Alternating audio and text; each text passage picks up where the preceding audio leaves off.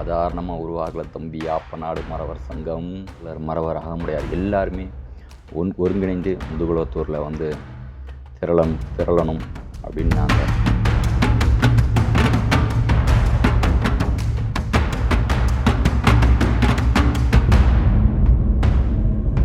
சிலர் வந்து இன்றைக்கி பார்த்திங்கன்னா ஆப்பநாடு மறவர் சங்கத்தை தடை செய்யணும் அப்படின்னு சொல்லி இன்றைக்கி கிளம்பியிருக்காங்க. அதாவது பார்த்திங்கன்னா முதல்ல வந்து எஸ்ஐகே ராஜா தேவர் அவர்களை கைது பண்ணணும், இவர் தான் அப்படின்னு சொல்லிட்டு போட்டுட்டு இருந்தாங்க. அதுக்கப்புறம் ஏஎம் சௌத்ரி தேவரை அவரை பற்றி போட்டுட்டு இருந்தாங்க. இன்றைக்கி பார்த்திங்கன்னா ஆப்பநாடு மறவர் சங்கத்தை, அதாவது இந்த சமுதாயத்துக்காக யாராவது உண்மையை பேசிட்டாங்க, இந்த சமுதாயத்தில் வந்து உண்மையை பேசிட்டாங்க அப்படின்னா உடனே அவங்கள வந்து தடை பண்ணிடணும். பொய் எப்போவுமே உண்மையை எதிர்த்து தான் இருக்கும்.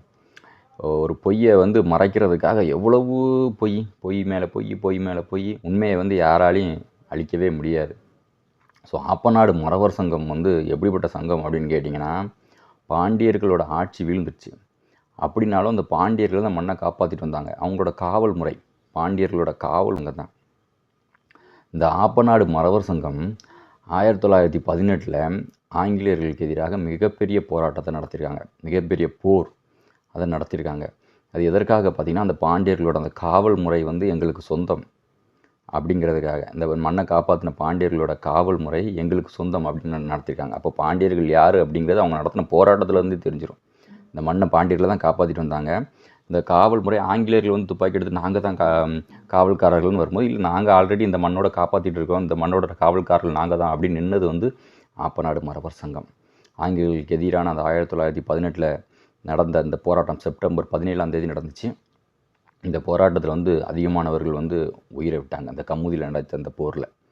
இதன் பிறகு தான் பார்த்திங்கன்னா எல்லோரும் சேர்ந்து 448 கிராமங்கள் ஒன்று சேர்ந்து இந்த ஆப்பநாடு மறவர் சங்கத்தை உருவாக்கியிருக்காங்க. சாதாரணமாக உருவாகல தம்பி ஆப்பநாடு மறவர் சங்கம். ஸோ வந்து இப்படிப்பட்ட ஒரு சங்கத்தில் வந்து இவ்வளோ பெரிய போராட்டத்தை வந்து அறிவிச்சிருக்காங்க. போராட வேண்டிய அவசியம் என்ன? இப்போ என்ன ஆங்கிலேயர்களோட ஆட்சியாக நடக்கு, மக்கள் ஆட்சி தான் நடக்கு. இப்படிப்பட்ட காலத்தில் வந்து ஆப்பநாடு மறவர் சங்கம் போராட்ட வேண்டிய அவசியம் ஏற்பட்டிருக்கு.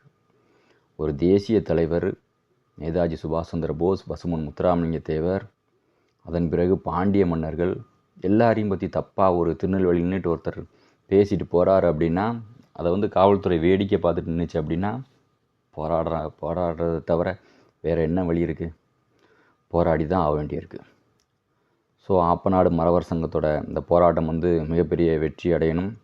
ஸோ தமிழ்நாட்டில் இருக்கிற முக்குளத்தூர், கள்ளர், மறவர், அகமுடையார் எல்லாருமே ஒருங்கிணைந்து முதுகுளத்தூரில் வந்து திரளணும் அப்படின்னு நான் அந்த காணொளி வாயிலாக கேட்டுக்கிறேன்.